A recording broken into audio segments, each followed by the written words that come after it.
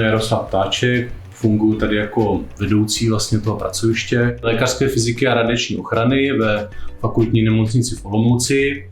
Zatím doposud jsme tiskárnu používali pro tisk fantomů, pro ověřování kvality, pro kontrolu kvality přístrojů v nukleární medicíně.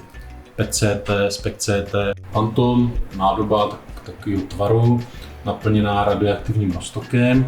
A uvnitř jsou zdroje, buď kulové zdroje, které byly dodané k tomu, ale já jsem si tam dotiskl eliptické v jiném objemu, abych se podíval, jestli koule měříme stejně jako nějaké elipsy, protože ne všechny nádory jsou vždycky koule. My potřebujeme do určité míry, aby to bylo v dané situaci, ve které se s tím měří, aby to bylo tkání ekvivalentní. Takže ten ABS a PET má zhruba hustotu, dejme tomu, té vody, takže pro ty naše svazky, buď rentgenového záření nebo gamma záření, se to chová víceméně tkání ekvivalentně.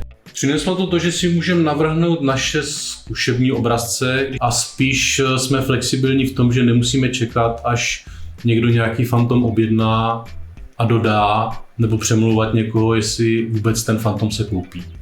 Takže tady za pár stovek jsme schopni vytisknout něco, co normálně by stálo několik tisíc, dejme tomu, a ještě bychom na to museli čekat a ještě by to třeba nesplňovalo úplně naše požadavky.